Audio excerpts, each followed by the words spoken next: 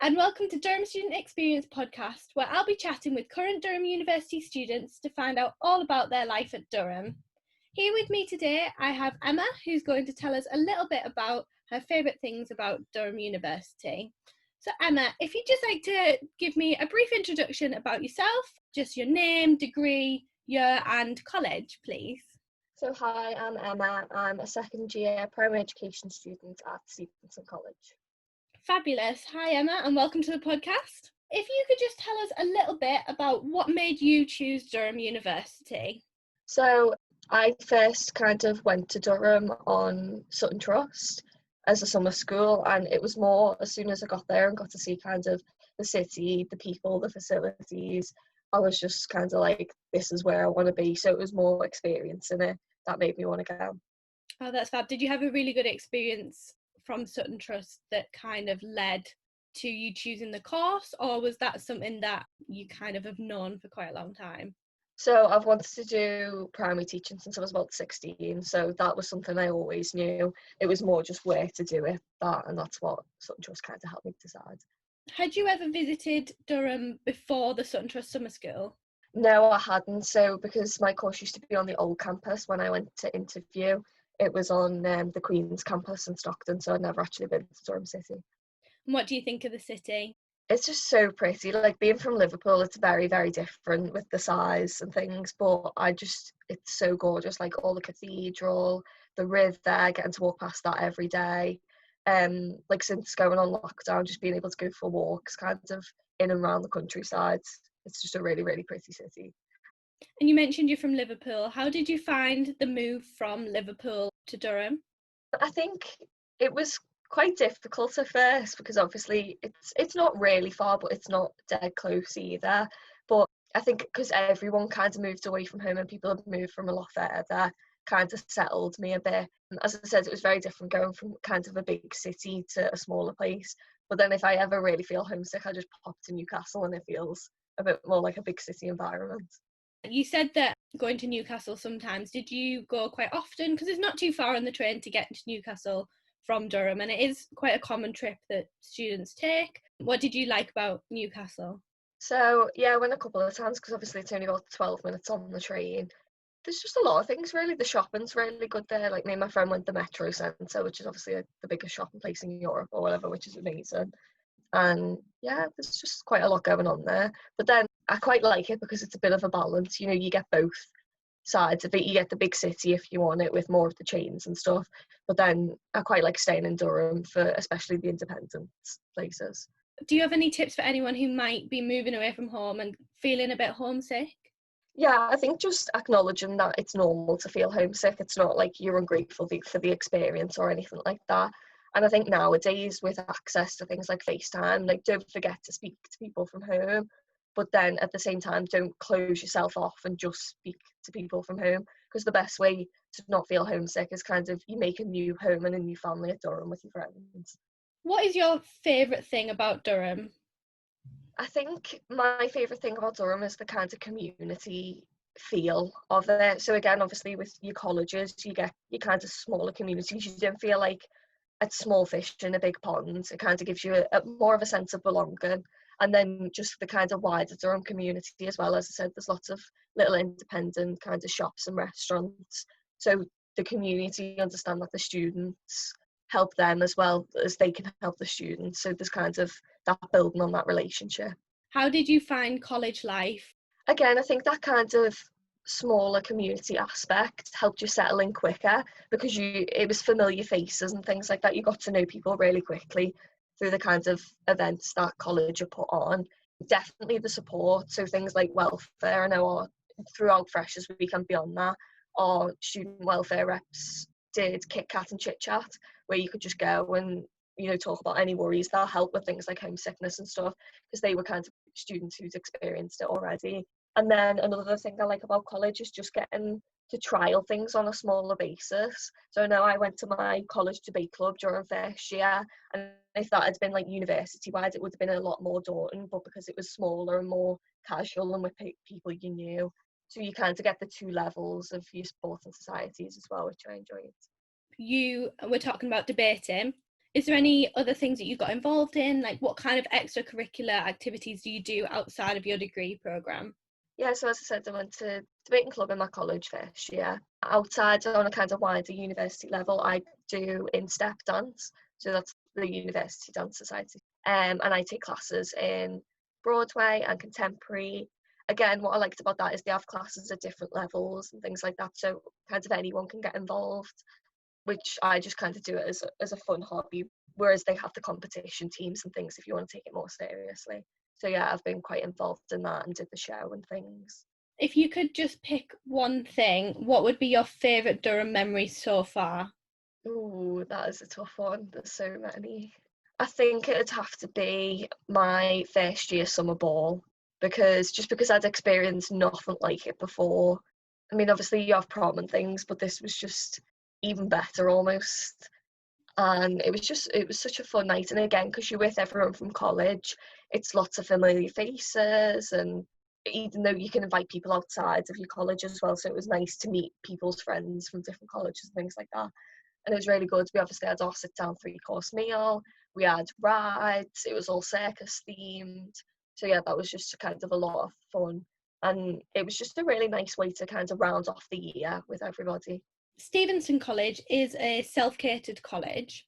So could you just tell us a little bit of your experience about being at a self-catered college and kind of how that might have fed into maybe living out of college? Yeah, so again, I went with self-catered just because I liked the flexibility of it. You know, you can eat what you want when you want. And also, again, just to kind of get that independence even earlier, because most people move out second year anyway. So face it, you're gonna have to cook at some point. So yeah, and it was good fun as well. I mean, a lot of different flats that kind of pitch in and help each other out. I know we used to do like Sunday roasts together when we could in our flat, and like a Christmas dinner with a couple of other flats as well.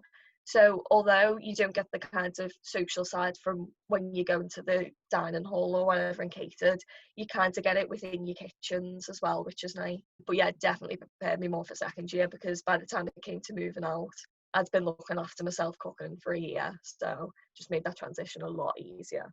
And Stevenson still have dinners together sometimes, don't they? Yeah, so we did a few different things. So every Monday we would have informal college dining. So that was just like a kind of little thing, again, just so that we could sit and eat together. But it was quite handy because I had lectures till 6 on a Monday. So it was great just being able to go back and not have to cook.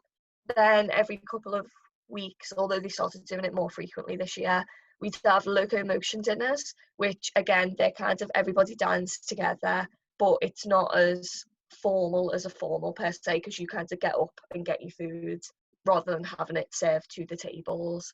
So that was a great way. And then we do have usually about one formal per term as well. So that's the kind of fancy one with your 3-course meal and things like that. So there were still opportunities to eat together. Being a primary education student, how did you find managing the workload between teaching time and possibly placement as well, and finding enough time to kind of relax and unwind as well?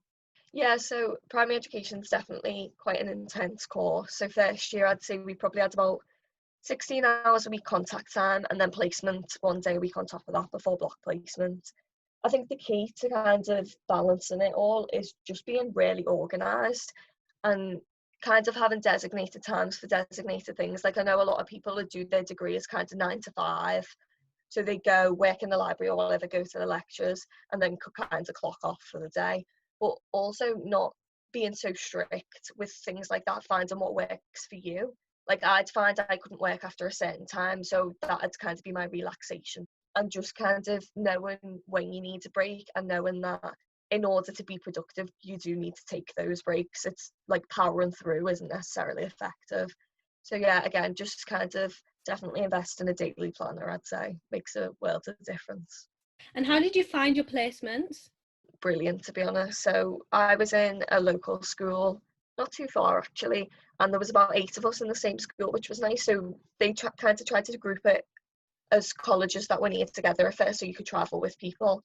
So you got to know people from different colleges that way. And yeah, the school was just fab. I was in nursery the first year and then year 3 this year. But it's just, again, like the school's got a really good community vibe, which tends to be for like the little small village schools and things around Durham. Do you tend to stay with the same school for the whole years of your degree?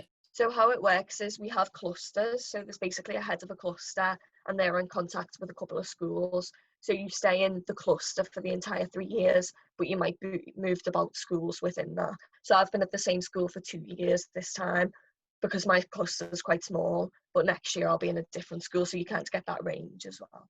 How did you find the jump from A levels to degree level teaching? Because I know it's something that we get asked a lot from prospective students, and I think often that jump is made out to be quite scary. So, how did you find the jump, and do you have any advice on how to manage it? Yeah, so again, I think it's more, well, for me personally, it was more the style than the content that the jump was in because primary education, I did just different A levels, so it didn't really match up necessarily, although there was elements that I've learned. But in terms of the style, so again, you have your kind of lectures where you're in a big hall with everybody just listening, and then your seminars feel closer to a classroom environment because there's about a classroom size and that's about discussion and things like that. So in terms of the jump, I don't think seminars are that big a jump because, as I said, that does feel more of a classroom environment. But the lectures are definitely a jump, going from, it depends what people's class sizes were and what people's lecture sizes were. Like our course only has about 70 people, which isn't really massive in terms of lectures. But again, it's just kind of readying yourself that there might be a bit of transition. Just because it's different doesn't mean it has to be overwhelming. Like, give yourself time to get used to it almost. And that's where college comes in as well, because you kind of meet people from college who do your course, so then you'll probably travel down together, and that's already a smaller group within your kind of big lecture hall or whatever. So just making use of those links, if you know someone on your course, say, why don't we go down together? And then at least then you've got someone to sit with and it feels a little less intimidating.